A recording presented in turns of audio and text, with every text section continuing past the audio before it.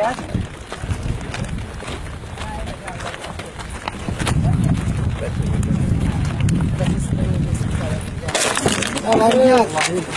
كلنا حالها كيف صحتكم؟ بخير انتم بخير يا رجال؟ بخير نحمد الله. الله بخير الله يقويكم ويعاون الجميع. رحم الشهداء وشفى الجرحى. امين. السفينة؟ اي السفينة. كذا واحد يدلنا يشرح لنا. بسم الله الرحمن الرحيم. والصلاة والسلام على أشرف المرسلين. نحن اليوم نتكلم في تاريخ 15/3 من مواقع السفينة والجبال المجاورة لها. هذه الأماكن التي يدعي البغاة والمعتدين والإنقلابيين أنهم قد انتصروا فيها وأنهم حققوا مكاسب، لا بل إنها وصل بهم الوقاحة والمبالغة والكذب إلى أنهم قالوا أنهم وصلوا إلى مدينة الحزم. ونقول هيهات هيهات، بإذن الله تعالى سنصل قريبا نحن إلى صعدة وإلى صنعاء لإطلاق أسرى أخواننا من هناك. هذه المواقع وغيرها دونها أبطال أشاوس من رجال المقاومة والمنطقة السادسة، وقد كانت معارك يوم أمس التي حققت انتصارات باهرة بسواعد هؤلاء الشباب الأبطال الرجال المقاتلين. وكان في مقدمة هؤلاء المقاتلين الذي يقود المعركة هو قائد المنطقة البطل أمين الوائلي.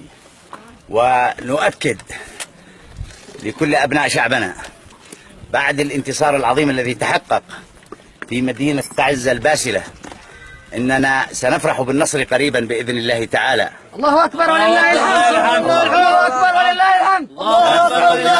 بالنصر الشامل والكامل، بالنصر الشامل والكامل على هؤلاء البغاة المعتدين الذين أصبحوا مخلب لأياد أجنبية تمتد إلى وطننا العربي وإلى يمننا الحبيب من خلف الحدود، من تلك الثلة الفارسية التي لا زالت تنتقم للتاريخ لاعتقادها، وإن ادعت العقيدة الإسلامية، لاعتقادها أنها تثأر من العرب الذين رفعوا راية الإسلام إلى أن أسقطوا تلك الإمبراطورية القيصرية. اليوم نقول إن أحفاد أولئك الأبطال الفاتحين سيسقطون هذا المشروع، ليس في اليمن وإنما في الشام وفي العراق وفي كل مكان تمتد إليه أيديهم. إننا بأخوتنا وبتعاون العرب جميعا وبقيادة التحالف على رأسه المملكة العربية السعودية واثقون إننا بهذه الأمة العظيمة التي دحرت الغزاة دائما إننا قادرون على دحر هؤلاء وقطع هذه اليد الممتدة إلى قلب العروبة وأصل العروبة اليمن. الله سبحانه وتعالى على هذا التوفيق العظيم ومده بنصره وعونه وتوفيقه لأبطالنا في القوات المسلحة في المنطقة السادسة واللواء 101 بالدفاع عن هذه المحافظة وتقديم أعداد كبيرة من الشهداء والجرحى لتحرير هذه المحافظة. نحن اليوم مع بوجود الأخ اللواء حسين العواضي محافظ المحافظة على رأس جبل السفينة، هذا الجبل الشامخ الذي سيكون نقطة الانطلاق لتحرير ما تبقى من مناطق المحافظة بإذن الله تعالى.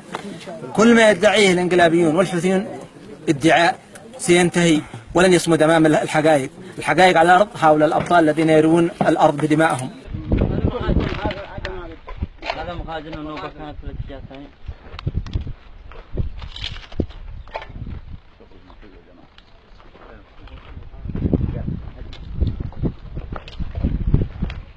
هذا القريب قدموها كلها.